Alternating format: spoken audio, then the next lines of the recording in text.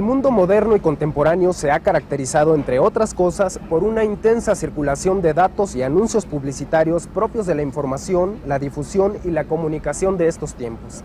Tanto es así que para nadie es extraño ver o escuchar en la calle, en el transporte público, en las tiendas e incluso dentro del propio hogar a través de la radio y la televisión, mensajes que nos invitan a adquirir un sinfín de productos y mercancías. Muchas de ellas bien pueden servir para satisfacer las necesidades básicas de la familia, pero otras en cambio son superfluas y salen completamente de nuestro poder adquisitivo. Los publicistas han diseñado cada vez mejores y más sofisticadas técnicas de mercado para que la gente compre los productos que les ofrecen. En su caso, ¿cuáles son los tipos de publicidad que reconoce? ¿Cómo son esos mensajes? ¿Acaso le gustan? ¿A qué tipo de comerciales les cree más? ¿Cuáles de plano no lo convencen y por qué?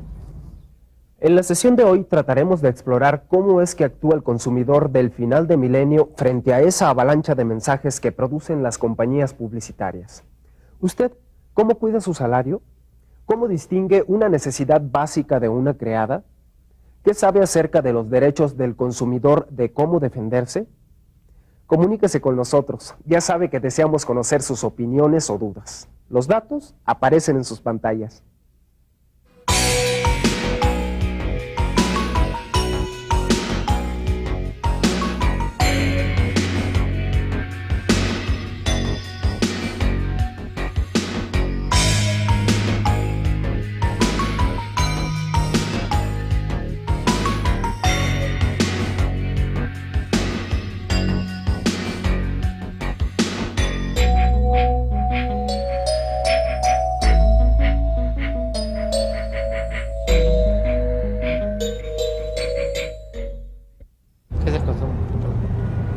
Gastar cuando ya no lo necesitas. ¿Para ti qué es el consumo? ¿Qué es el consumo? Pues es adquirir lo que necesitas para satisfacer tus necesidades. El consumo pues es encontrar productos que te sirvan y que puedas tú utilizar. Puede ser desde algo de primera necesidad hasta algo que te crean los medios de publicidad. Todo aquello que se puede aprovechar, ¿no? Es todo lo que se puede aprovechar, metabolizar, no sé lo que sea. El consumo es necesitar algo y comprarlo. Híjole, lo que compro. Ay, no, pues es que el consumo es un gastadero de dinero y ahora con todo lo que ha subido la vida, pues la verdad ya no se puede.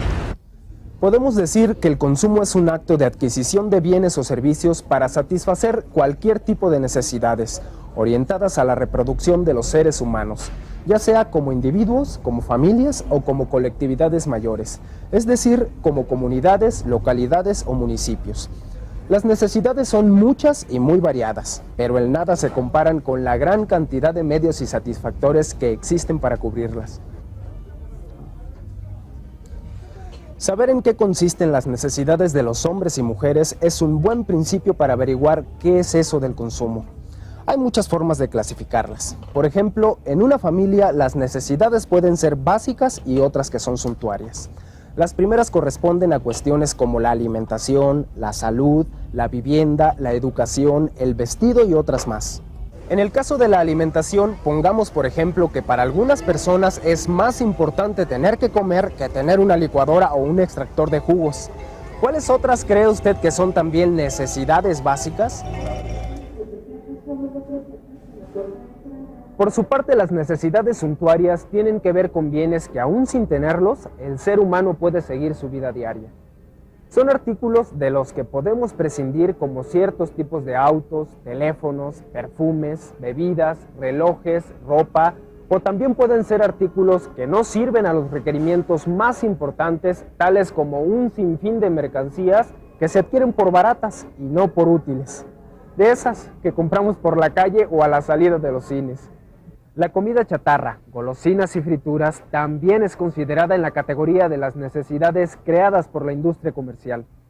¿Cuáles cree usted que puedan ser otras necesidades suntuarias?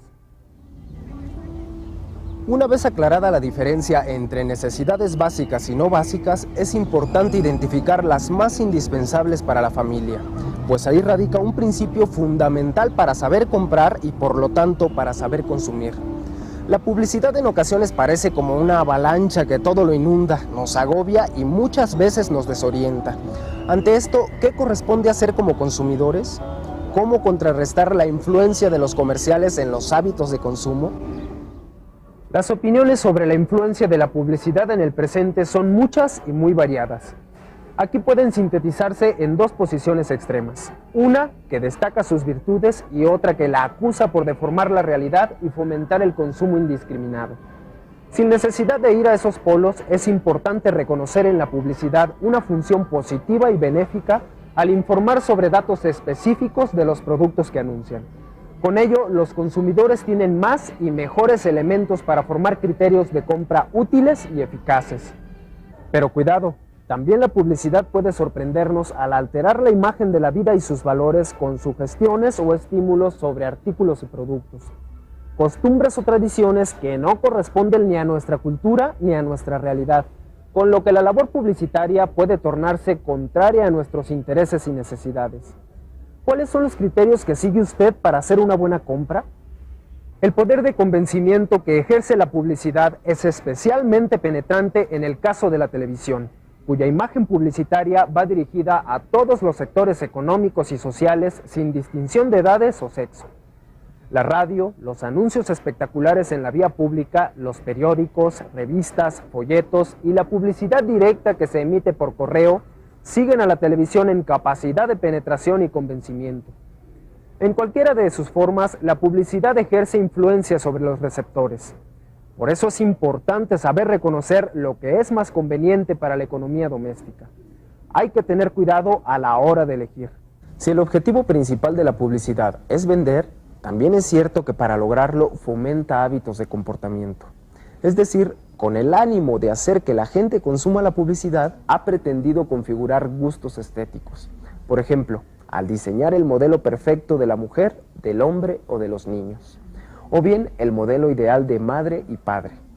Procura asimismo regular hasta los más íntimos apetitos de acuerdo a los intereses de los anunciantes, muchos de los cuales son extranjeros y por lo tanto tienen manera de entender y ver el mundo muy diferentes a las nuestras. Los publicistas también promocionan otras maneras de vivir, relacionadas directamente con los productos que anuncian. Es en ese sentido que la publicidad puede llegar a alterar hábitos de conducta. Los alcances de la publicidad son impredecibles. El intercambio de productos de diferentes regiones, continentes y países, si bien ha enriquecido los valores de muchas sociedades a través del tiempo, por otro lado, ha desdibujado también los rasgos de identidad y pertenencia de muchos pueblos. Ya tenemos antecedentes de cómo la publicidad puede impactar en la sensibilidad de varios sectores de la sociedad nacional, al absorber valores que no les pertenecen y que identificamos fácilmente con ciertas festividades tradicionales. Por ejemplo, en los cumpleaños donde se tenían por costumbre cantar las populares mañanitas, y ahora poco a poco se ha ido introduciendo el ritmo pegajoso de un Happy Birthday to You. O el caso más conocido en el cambio de costumbres es el tradicional Día de Todos Santos, o de Muertos, que también encuentra mermado su prestigio por el intervencionismo comercial y publicitario de algo que se conoce como Noche de Brujas o Halloween. Esto no quiere decir que todo cambio cultural sea perverso. Si bien puede considerarse traumático en sus inicios, el cambio a la larga ha contribuido al enriquecimiento de la cultura. Un buen ejemplo es el de cómo se introdujo el pan entre los alimentos de los pueblos indios a pesar de sus fuertes resistencias, quienes hoy por hoy han desarrollado, también como producto de mestizaje, formas, colores, sabores y nombres que antes era difícil de imaginar, pues había un dominio casi absoluto de la tortilla o el maíz en su dieta cotidiana. Lo mismo puede decirse de la cerveza o vino de mesa que vienen a desplazar a bebidas como el pulque o el tesguino. No se trata de tenerle miedo al cambio, sino de establecer y reconocer los límites entre los propios valores y los extranjeros. Saber distinguir cuando los valores corren el peligro de perderse por la actividad de los medios de comunicación y la influencia que ejerce la publicidad sobre nuestros gustos y cuando estamos seguros de la supervivencia de ellos. Al inculcar a los pequeños sobre el origen y significado de nuestras fiestas y tradiciones, para que ellos, a su vez, la transmitan a las generaciones futuras. La publicidad es parte de nuestro entorno actual y debe servir como guía a los consumidores. Sin embargo, no siempre el objetivo de la publicidad es el generoso humanismo informativo que presume tener, sino el de seducir al consumidor para lograr su objetivo de venta. En este terreno debemos ser cuidadosos al planear y organizar nuestros consumos para fortalecer el ahorro en la economía familiar.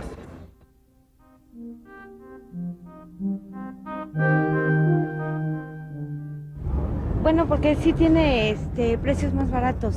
Frutas y verduras siempre sale más barato que en Aurre, bueno, en otras tiendas comerciales. Ahorita carnes y verduras. Bueno, por ahorita porque es para la cena, la verdad. Ajá. Bueno, es que vi ¿cómo se llama? Una propaganda. Me dieron la propaganda y pues tenía muchas ofertas. Pues como papel de baño, como yogur, aceite, azúcar, café, porque están un poco rebajadas. Sí, están más rebajadas que otras partes. Me queda de paso. Shampoos, es a lo que venía a buscar, sí, precisamente eso venía. Pues porque me queda a mí más cerca. Ahorita llevo muy poco, nada más leche y pan.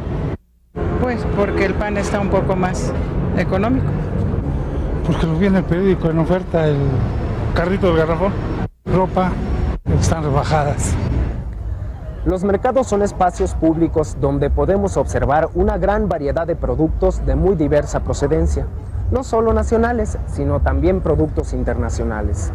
En el mercado se combina por igual distintas regiones del mundo, tanto como climas, ecosistemas y también formas, olores, sabores, pero lo más importante, cultura. Por ejemplo, la nuestra tiene dos raíces básicas, la española y la indígena. Su combinación dio origen al mestizaje, y puede entenderse también a partir de la combinación de los productos que dan identidad a cada una de ellas, el maíz a los indígenas y el trigo a los españoles, la tortilla a unos y el pan a otros, y ambos combinados en una torta de tamal, por ejemplo. A la llegada de los españoles, el imperio azteca había extendido su dominio desde las costas del Pacífico hasta las del Golfo de México, y desde el altiplano central hasta distintos puntos al sur de Mesoamérica.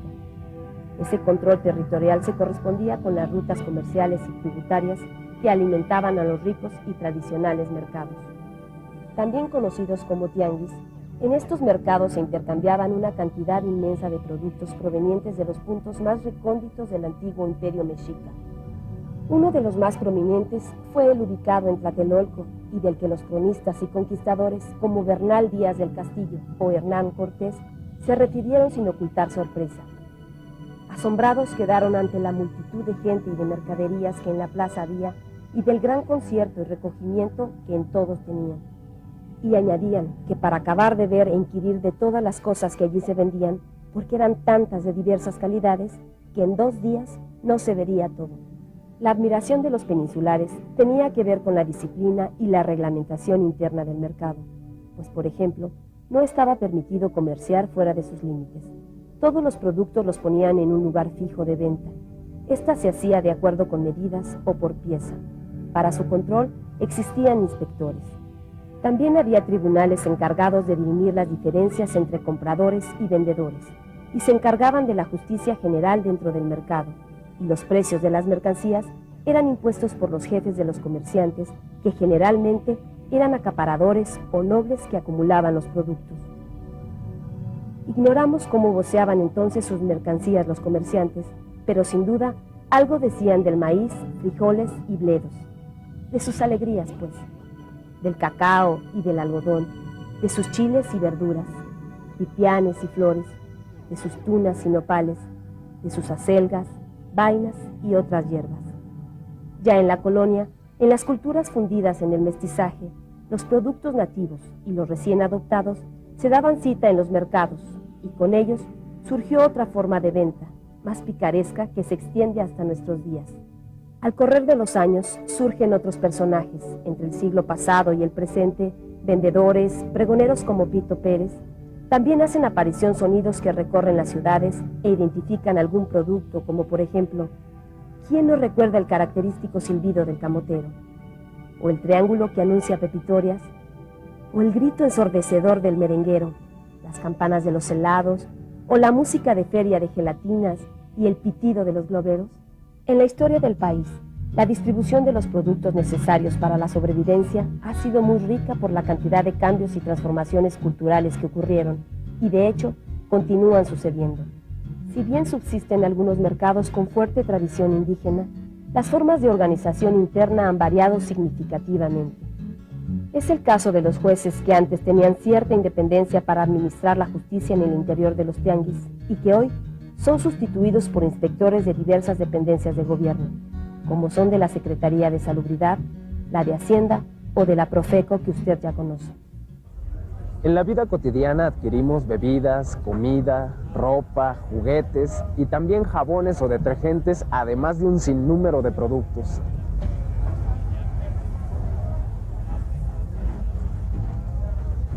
Es muy frecuente encontrarnos con defectos en las mercancías que compramos. Por eso es importante estar bien informados, ya sea para comparar precios y calidad en los artículos o ya sea para seguir los trámites adecuados en caso de existir alguna anormalidad en las cosas que compramos.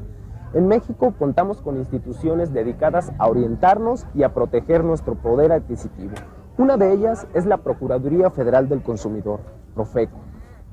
La Profeco informa sobre precios, garantías y derechos a través de sus oficinas en la zona metropolitana y sus delegaciones en provincia.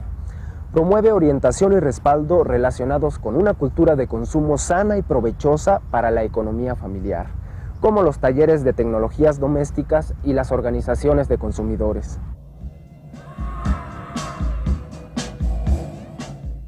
Nos da mucho gusto recibirlo nuevamente en esta subsección Aclaremos Dudas. Por favor, si tiene alguna duda, comentario o sugerencia, mándelos a los datos que aparecen en pantalla. Hoy nos acompaña la asesora Ilvi Pacheco, quien nos ayudará a aclarar nuestras dudas. Asesora, gracias por acompañarnos. No, gracias a ustedes por invitar. Pues nos vamos a la primer pregunta, que es del señor Carlos Ramírez, pregunta desde Gómez Palacio, Durango. Durante la época prehispánica había una gran cantidad de culturas establecidas tanto en el norte como en el sur del país. A una región le han llamado Aridoamérica y a la otra Mesoamérica. Mis preguntas son, ¿cuáles eran las diferencias entre ambas y dónde puede ubicarse sus límites y fronteras? ¿Puede considerarse a la cultura tarasco o purépecha parte de Mesoamérica si no cayó ante el dominio mexica? Bueno, no es una pregunta, ¿no? Son varias. Bueno, la primera sería, ¿cuál es la diferencia entre el área norte, que han llamado Aridoamérica, y la sur, central, que ocupa, bueno, en México, Mesoamérica? Bueno, la principal diferencia es que el área aridoamericana, fundamentalmente sus pobladores se dedicaron a la recolección y, en segundo lugar, a la caza. Entre ellos no tuvieron mucha relación entre sí, aunque sí tuvieron un contacto permanente, la difusión cultural no fue muy estrecha entre ellos. Sin embargo, en el área mesoamericana lo que vamos a tener, ¿verdad?, es que aquí los pobladores sí se dedican a la agricultura y casi la mayor parte de la agricultura se basa en el cultivo del maíz, el chile, la calabaza, entre algunos productos, ¿no? Esa sería como la principal diferencia entre unos y otros. En el área mesoamericana, por ejemplo, la interacción que tuvieron todos los pueblos fue muy estrecha, fueron constantes intercambios comerciales, culturales, incluso, bueno, de conquistas militares. Entonces, todos ellos sí comparten a lo largo de un periodo una historia, ¿no? Que es, bueno, lo que lo hace ser el área mesoamericana, ¿no? Ahora bien, la siguiente pregunta es ¿cuáles son los límites? Bueno, no podemos marcar límites precisos porque es todo un desarrollo histórico. En 1943, un arqueólogo llamado Kirchhoff marcó, ¿verdad?, como límites para la parte norte, ¿verdad?, lo que sería el río Sinaloa, bajamos el río Lerma, después el río Pánuco, ¿no?, ya hacia el Golfo de México. En la parte sur, bueno, hasta el Golfo de Nicoya. Sin embargo, él marca esos límites ya para fines de la época del Preclásico. Sin embargo, la área mesoamericana se ensanchó y también se contrajo de acuerdo con la historia que va teniendo. Por ejemplo, por ahí del año 1000, a causa de cuestiones climatológicas, ¿verdad?, el área se hace mucho más reducida. Entonces no podemos marcar precisamente un límite porque tiene una historicidad, ¿no? Ahora bien, la última pregunta es si los purépechas forman parte del área mesoamericana. Sí, mire, los purépechas forman parte de lo que es el área, una subárea conocida como el occidente de México. Esta subárea del occidente de México fue muy, muy dinámica. Y bueno, porque me imagino que usted hace esa pregunta. Bueno, yo me imagino que usted la está haciendo porque un poco explicamos en los textos y a través de lo que hemos visto, que hay como igualdad de condiciones entre todos los pueblos. Entonces dice, seguramente usted imaginó, si no lo conquistaron los mexicas, entonces no pertenece porque todo debería de estar sometido, ¿no? Y no, esto no ocurre, o sea, tienen características similares por una tradición cultural anterior. Además, justo en la época en que se desarrollan ambos, que es la época del posclásico, ¿verdad? Vamos a tener que los mexicas están en una época de expansión militar a partir de la Triple Alianza. Ha formado toda una alianza con varios pueblos para poder realizar conquistas. Lo mismo, o sea, la misma tradición van teniendo los purépechas en ese momento. Ellos también forman una alianza entre varios grupos de los pueblos asentados en la zona de lo que es el lago de Pátzcuaro, y bueno, a partir de ahí empiezan ellos también a conquistar. Sus triples alianzas de ambos, ¿verdad?, tienen similitudes en cuanto a los dioses que manejan, en cuanto a las formas y divisiones que tienen cada uno. Entonces, de ahí parten de una tradición cultural, porque por tanto, podríamos decir que ambos son mesoamericanos. Perfecto, muchas gracias. Nos vamos a la siguiente pregunta, que nos llegó por correo electrónico desde Cajeme, Sonora. Es de la señora Ana Viqueira. Ella nos pregunta que ha oído mucho en contra de la publicidad, pero si es tan nociva, ¿cómo es posible que se le deje así nomás? Nos pregunta, ¿acaso no existen leyes que la regulen?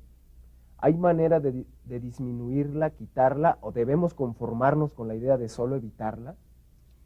Bueno, creo que nadie había hecho preguntas sobre el tema central del programa, ¿no? Pero no, todo está legislado en México, ¿no? Afortunadamente.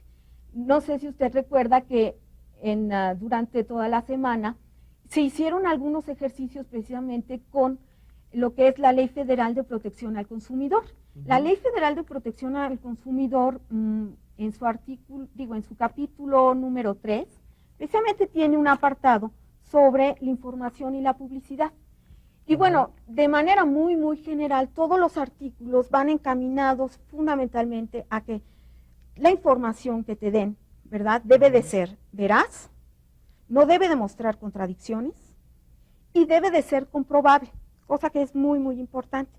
Además te señala cómo puedes tú recurrir a la autoridad en caso de que esta información no esté bien dada, ¿no? Y bueno, eso de mantenernos todos con las manos cruzadas, esperando que cualquier cosa nos vendan, no es posible, ¿no? O sea, todos debemos de participar.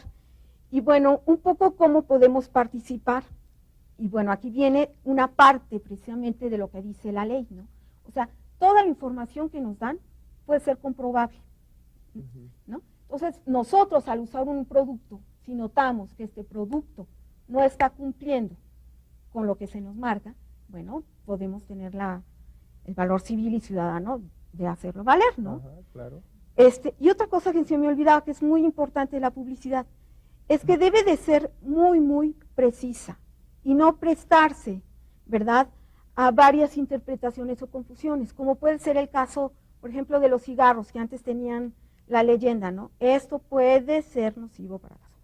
Y en la actualidad dice, esto es nocivo para la salud, ¿no? ¿Por qué? Porque en el puede, o sea, existe una posibilidad. No, y ya fumando cualquiera en algún determinado momento, lo que le sucede es que se enferma, ¿no? Es seguro que es nocivo. Es seguro que es nocivo.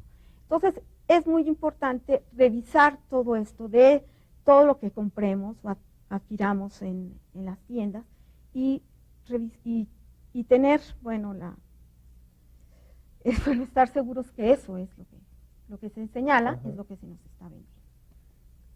Pues asesora, muchas gracias por habernos acompañado y por aclarar nuestras dudas. Bueno, espero que hayan sido aclaradas. Claro que sí. Gracias. A ustedes, amigos, no se vayan, que todavía seguimos con la sección para saber más. La calidad es lo que debe anunciarse y lo que debemos exigir. Calidad implica sensibilidad y preocupación de las empresas por su entorno social y medioambiental. Los productores, distribuidores y anunciantes no deben ser opuestos, sino coincidentes en un equipo a favor del consumidor. Nosotros tenemos el poder de decidir dónde, cuándo y qué comprar. ¿Usted cómo organiza sus compras? Y para estar más enterado, le recomendamos consulte las publicaciones de Profeco, Quiénes quieren los precios y la revista del consumidor. Además de la folletería que en las delegaciones de esta institución nos proporcionan gratuitamente.